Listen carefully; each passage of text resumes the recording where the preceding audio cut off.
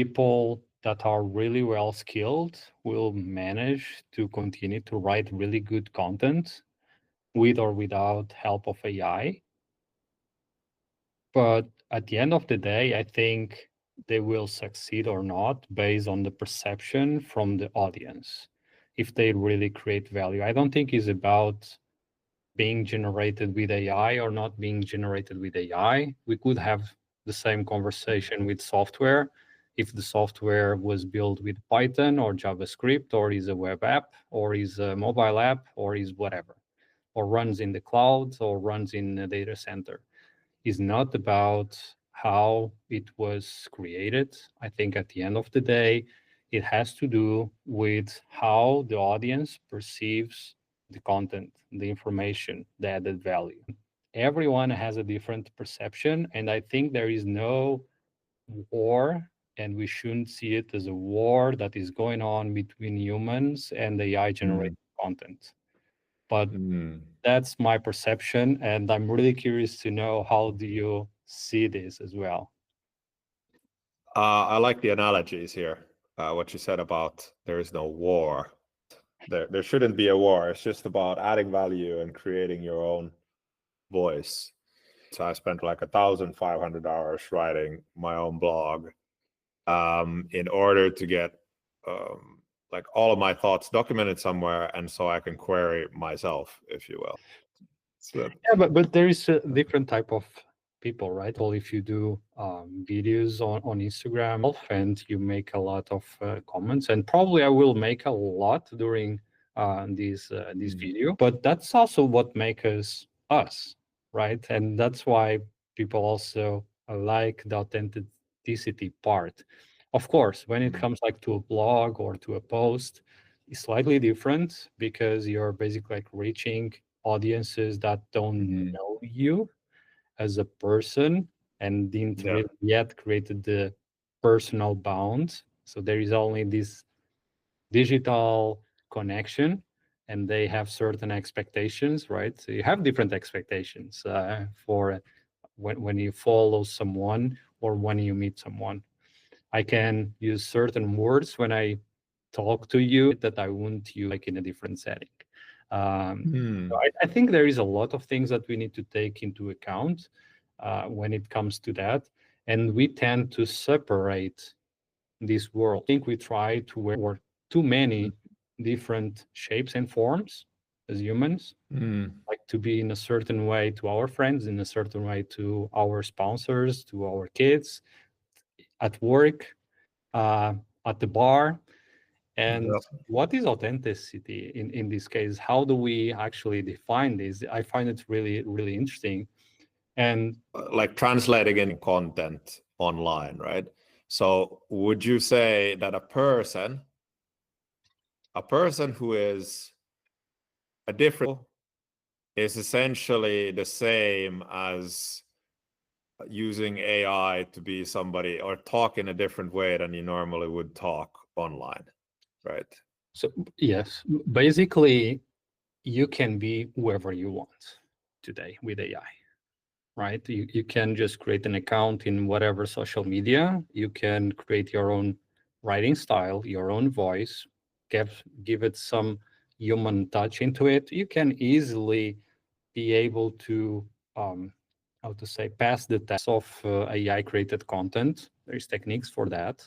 That's not an issue. And I think that's something really interesting. But I mean, it depends on the purpose that you are trying to reach. For me, myself, do is like I do experiment with different things. And by the way, like my background is in academia, so running experiments and trying new tools and trying different things and see what works, what doesn't work. That's what I do.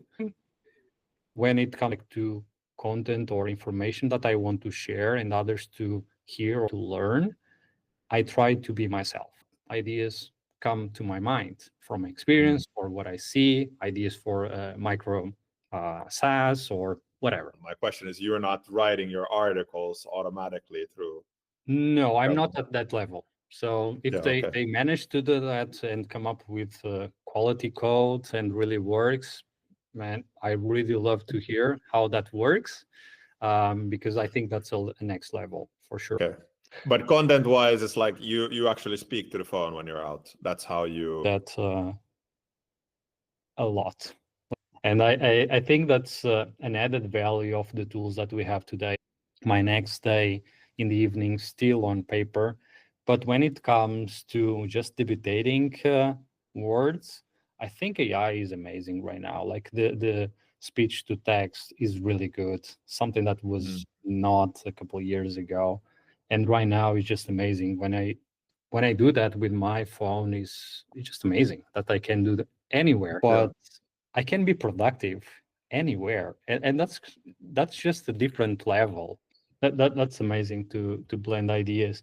From my point of view, like from the, I would say even like strategical point of view, I think it makes sense, at least for me, to stop what I'm listening and make notes, because I do have a problem, is that I do listen to many things.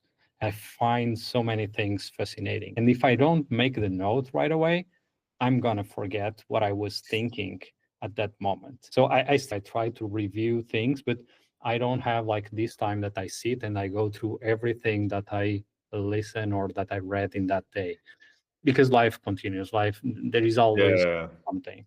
So I try to do it right away. And for me, it works, or I also think it like from the engineering point of view. I save all these thoughts, and that's my reg system. That's all these thoughts is actually my database of thoughts. And my point on this, if we want to have a version of us, like a digital version of ourselves, and be authentic, I believe that we need to do this. We need to share our emotions, our thoughts, what we are thinking. So the content that we create becomes closer and closer to what we are as humans. And I think that's kind of, we can't avoid that. And I think we are still too soon to realize that. I would love to hear your perspective on this one as well. They say the more we document them, the easier it is to create a digital extension of ourselves. Yes. That we can represent in one way or another, so that when somebody comes to us with a novel question, we have that rag to filter everything through, and then it generates a correct reflection of us, right? You can also think as an extension of our own brain by talking, but I think we're gonna get there anyhow. And I think it's good to start thinking about it from now. But okay. So another perspective then, because you've been doing a lot of startups as well, and you've been trying to solve problems. So when it comes to like creating content that generates revenue, so not creating content to create a digital extension of ourselves. We like when we're creating a business, like we're solving problems. So how would you go about like figuring out what content should be created or has value when it comes to solving problems? I think at the end of the day, it's all about understanding the audience that you are trying to reach. I think AI, just going back for a second, AI can help us to create a lot of content, right? Yeah, I mean the algorithms still favor activity. When they get a new client, they ensure a strategy, regardless of platform, that has you post 4.5 times a week. So when you go over that threshold, suddenly like engagement goes off the roof, and the same for revenue. If you're below that threshold, you don't see the same sort of returns. So the first thing is, right, the activity. Like there's a certain amount of activity you need to have in order to be top of mind, right? Yes, I agree 100% with you. We talked about how to go about it, but I think we can reserve some time to the algorithm part. And you just mentioned something really important, the algorithm. That every single platform is an algorithm. And we can think about an algorithm as a simple thing or really complex thing. But let's assume that is a simple thing. TikTok is different from Instagram, is different from LinkedIn, is different from Medium, is different from any other platform. Yeah. Okay. Number one is run by different teams, and they do have different goals. On LinkedIn, for example, algorithms change. And you know that you can create a post, just text. You can create a post with image. You can create a post with carousel. You can create a video. You can have a newsletter. You can go to groups. You can do so many different things. And each one of these assets have their own, the algorithm will favor some instead of others. For example, now video is doing really well on LinkedIn, and the number of posts that you need to post is better, like to have consistency and actually have less posts per day, or really post like 2-3 times a week. Each one of the platforms, you need to really understand how do they work. It's also something really important to know, that at the end of the day, is not because someone said something or it works for them, it's going to work for you. But one that is really crucial is to really understand the algorithm. YouTube, for example, is a totally different beast. You have shorts, you have long content, and long content is doing really, really well right now. For example. Yeah, okay. Interesting. So kind of bridging into on this subject, you're saying that the algorithms will at any given time certain formats over other formats. So do we believe that authenticity of the content plays no part, or like what is the factor of authenticity, right? So is video working now because it's easier for the person to determine if it's authentic or not? I think is the engagement, like is the authenticity comes like to the engagement. Let's look into, for example, YouTube. Why do I spend 1 hour watching a YouTube video? Is because I like the content. I like the way that people interact or the information that is shared. And that's something that I can't find on an Instagram video, or if I read a really long blog, or if I just listening to something. YouTube has its own place because it's kind of like a window, that I can look inside someone's, I don't know, house, studio, minds. And I think that human connection works really, really well. And I don't think that's going to cease to exist. If that person used AI to come up with the best thumbnail, with the right title, with the scripts and the way that the person should talk about the topic, awesome.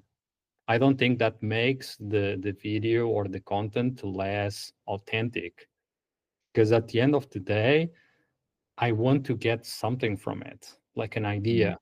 It's going to spark something. And the way that the person approached the problem or explain certain concept, you have all different type of content creators, thought leaders.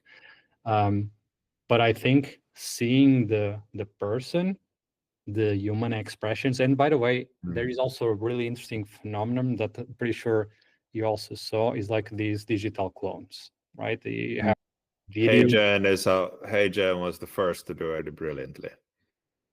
I think we are seeing something really interesting, is that you can create that. That's still a bit expensive, but you can create that. I really love the concept. I used in my previous venture, by the way, and I found it really interesting.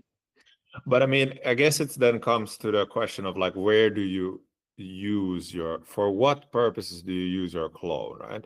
So if you're trying to engage and create connection with people, don't use it for that, right? But if you're, I don't know, like it's easier to explain a concept to each customer and it's supposed to explain that, and then you can insert some customizable things, right? So that your clone seems to be talking for that particular individual, kind of it makes sense. But when it's used for utility purposes, Yes, not for engagement purposes, right? if I'm just thinking about the idea of creating a clone of myself and have it kind of as a CV. I don't know how to explain it, but where people would ask questions like, what you did, how did you approach this problem?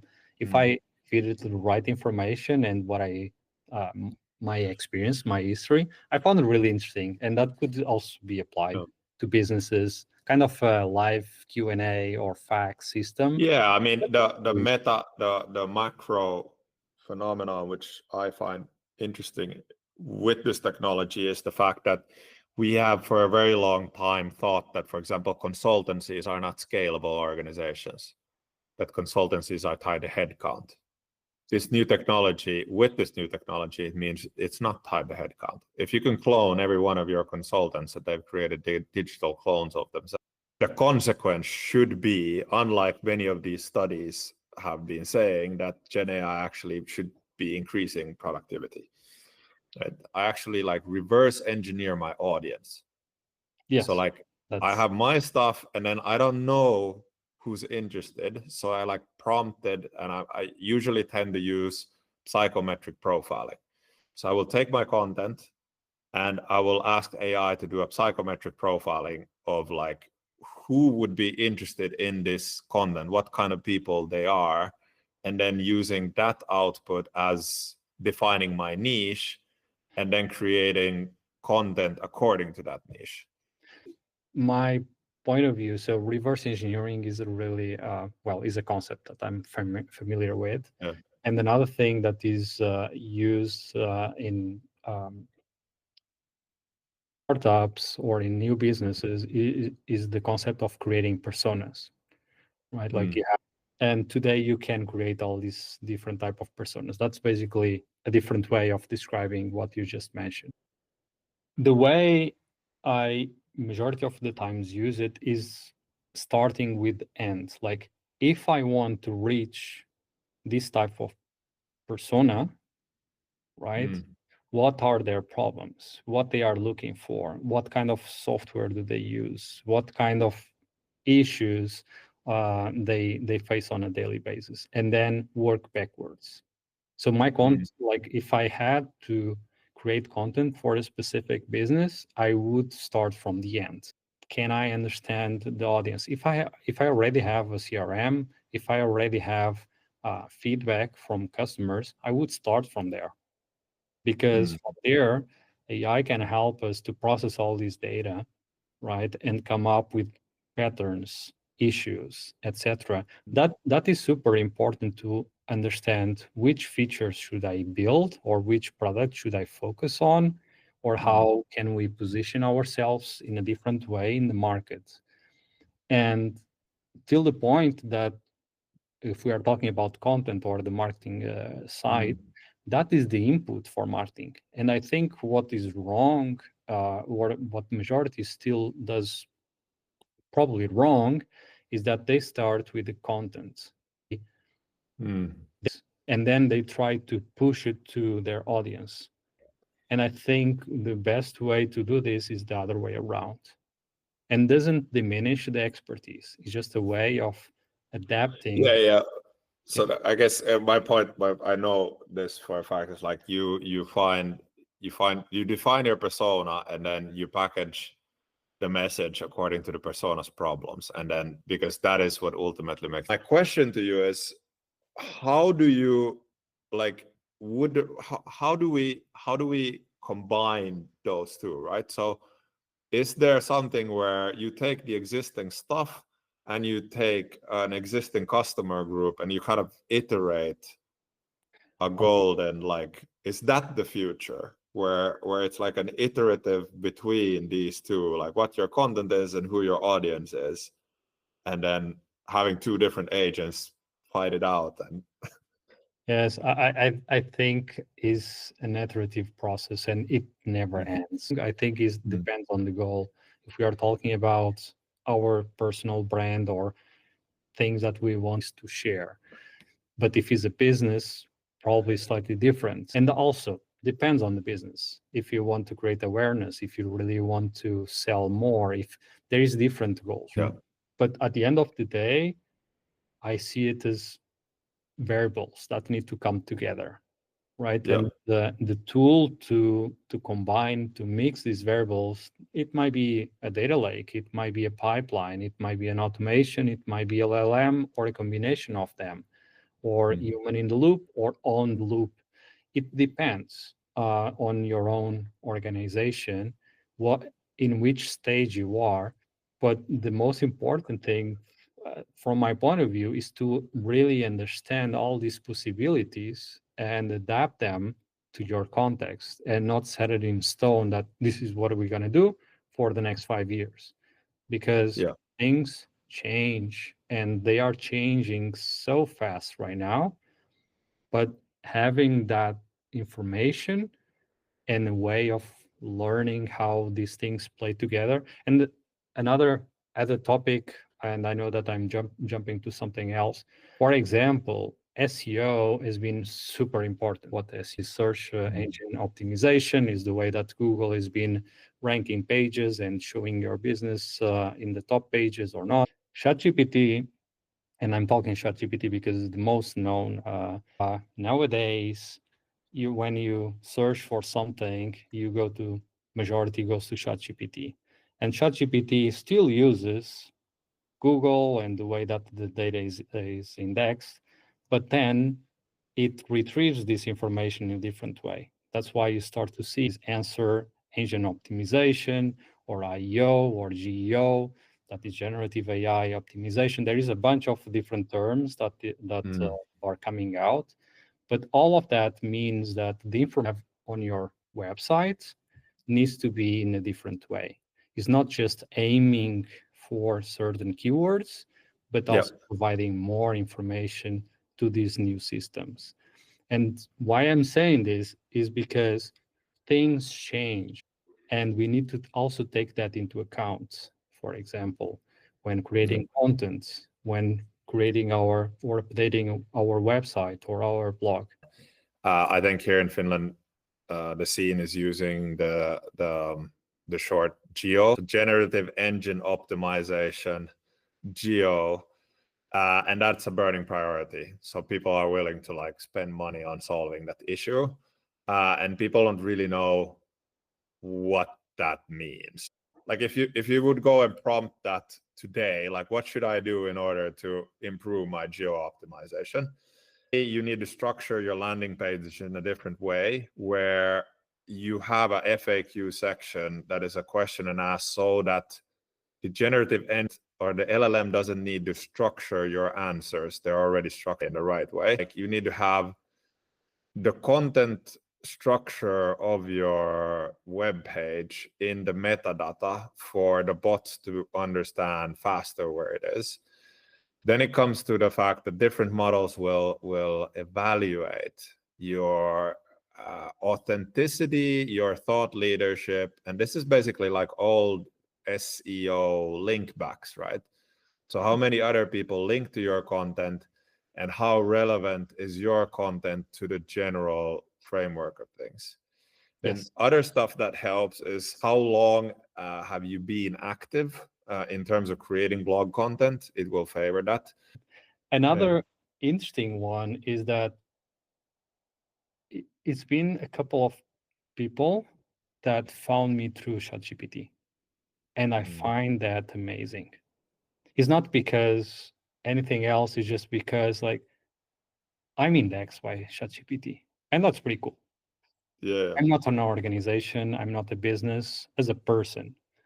Hmm. So that's really interesting, and I think that's what we really need to understand, is that if we want to be searchable, we actually need to share.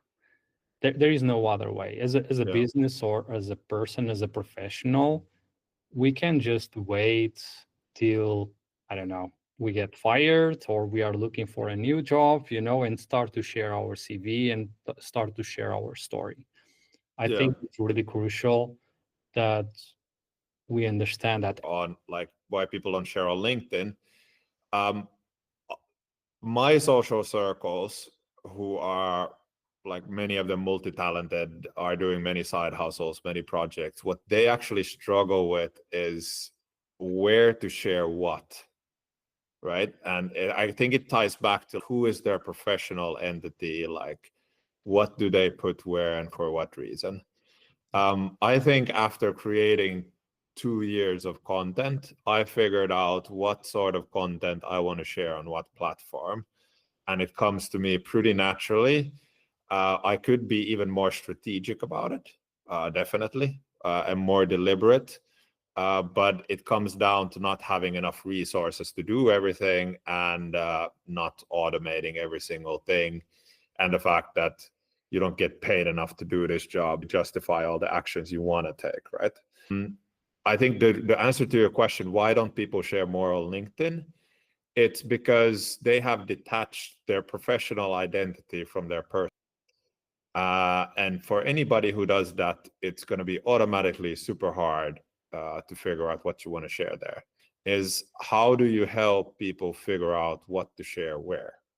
Like just personal brand creation as a service, whatever that is going to come into very, very fast into play when everybody realizes we need to start sharing more, because that actually creates value and is good for, the future of our personal careers.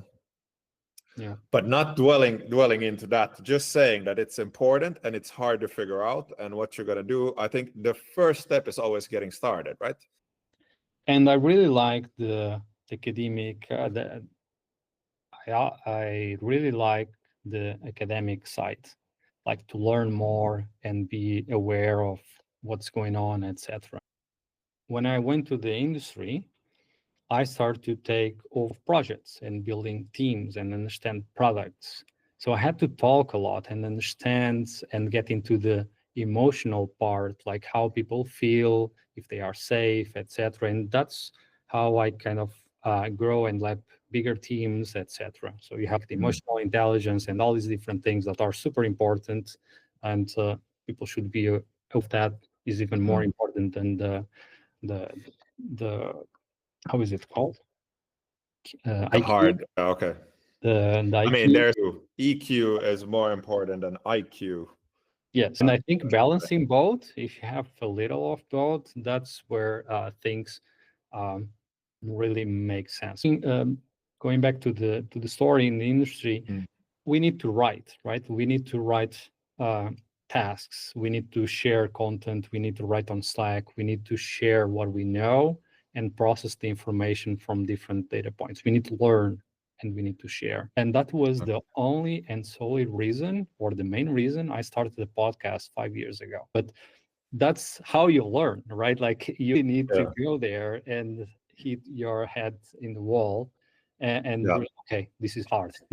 And I should go wrong.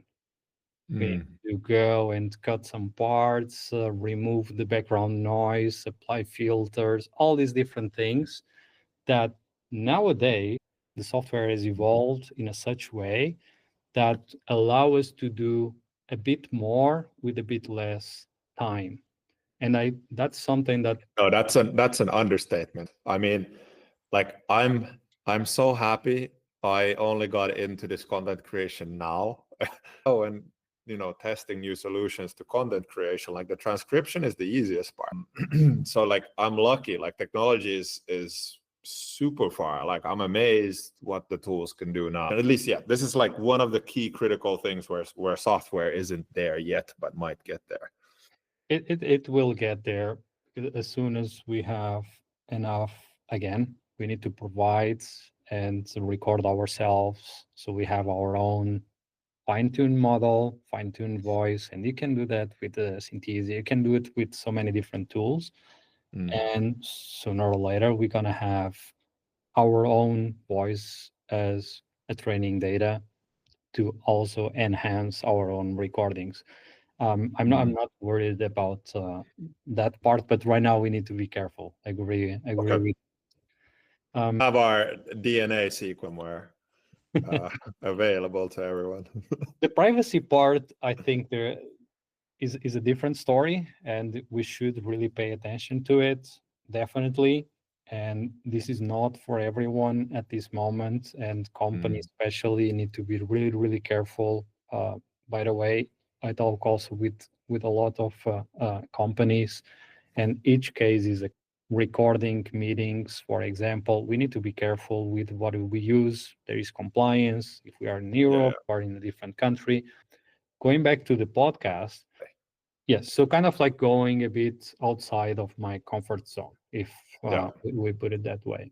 Say 2 years, I worked with so many different people in so many different projects, and I start to see patterns. After you are like in a certain industry, you start to see like the same issues, the same way of, I don't know, building team, building business or strategies or marketing. Like you start to see things that work and things that don't work.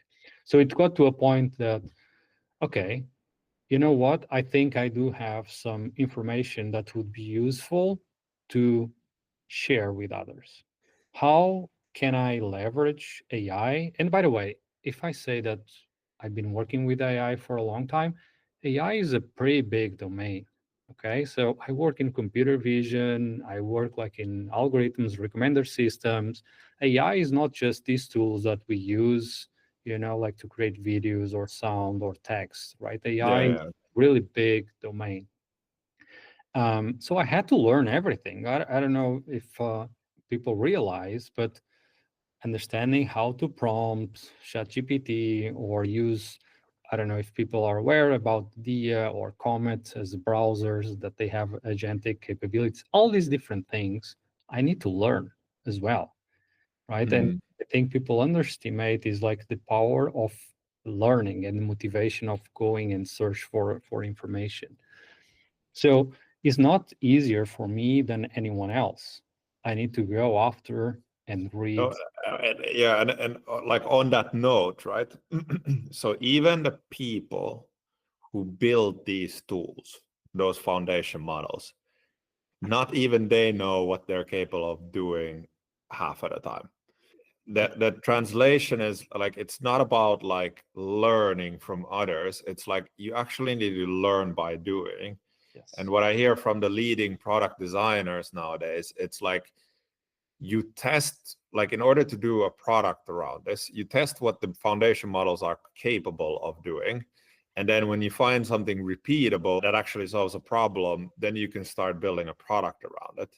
Because the hard part is getting the AI to repeatedly sound like you is actually hard. Is an art. It's not hard. It's An it's art. an it's like it's art, but it's super hard to get AI to do the same thing repeatedly, especially if it's a longer chains or longer workflow, for it to like actually get it the output to be in the same format. It will do amazing stuff, but you have no control over the output. Like, So on that topic, personally, that's why I'm not yet cross platforms. I would love to automate content, mm, and I ran a lot of different experiments. Yet they are not consistent yet with my standards. And that's mm, why I'm not yet trusting to do what I want to do. So it works really well if we have a really clear goal and we test so many different times and we have the right mechanisms in place for when things go wrong. If you ask the same question today, or sorry, in a week from today, you might get a different answer. And that's a good thing, might be a good thing, because if you are using search, probably the content that is available or the tooling that mm. that specific LLM has access to, it will be slightly different. Just going back to the content part of what I try to do now is to share what I know based on experience. What I try is to make it as much authentic as possible. But this is a journey. And for me, it's a learning process also to create the content that resonates with the audience, actually provides value. My metric is one person. If I help someone to spark an idea, for me, that's enough. From a business point of view, the metric is different and we need to adjust accordingly. No, so it's different what your goal is, and I think that is super clear from what you've been trying to explain here. Regardless of what tools and how you're generating content and for what reason, you always need to start with the goal in mind, and that defines a lot about what it should or should not be. And you're trying to be authentic by sharing your own experiences. Like we have our own unique life experiences, right? So those will like accumulate to something that has a unique perspective to the content that also translates into authenticity with the audience. But I think just to add a note to this, there is no right or wrong. We see content creators focusing on the latest tips for a specific tool, for example, or for a specific niche, might be, I don't know, vibe coding, or might be ChatGPT. Even if you are not the most expert on that, you are still sharing useful information. And if that wouldn't work out, probably they would stop, right? So I assume there is something that they are getting out of it, even if it's just learning. I would say that majority actually stop like right in the beginning. So those that we see out there that have certain amount of followers, for me, is respect, to be honest, because you also need to be consistent, and no one starts with I don't know, 100,000 followers, right? Like when you create an account, you start with zero. Get started. Exactly. You need You need to start, and actually like what it is, there's like, I think is more like, can I do this for a long term? Can I commit to this? or is it like interesting? I think the better question is like, is this interesting enough for me to stick with it because I feel I'm getting something out of it as well, and then that translates into something great. Yeah. And I think the hardest part is from James. I can't remember his name, but the title of that speak is "Nobody gives a fuck about your startup." So nobody will give. And if you want people to care, you need to make them care, right? And in order to make people care, you need to care. Exactly. And if you are stressing that if you're sweat stressing like what people think, that means you care. So there you go. You have a great start.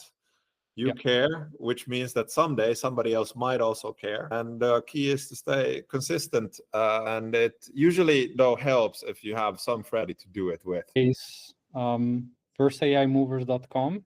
That's the place to find the content I write. Is a daily newsletter where I share my thoughts, what I learn, sometimes some tools and new innovation. But it's all about is me and AI, right? Like AI is doing some research for me. I read everything and I post edit everything. I put my own thoughts into it. That's right now the main. Anybody interested in what's going on in AI or want to be on top of the latest changes, go to firstaImovers.com. Great. Amazing. Thank you. Let's end the recording here. That was a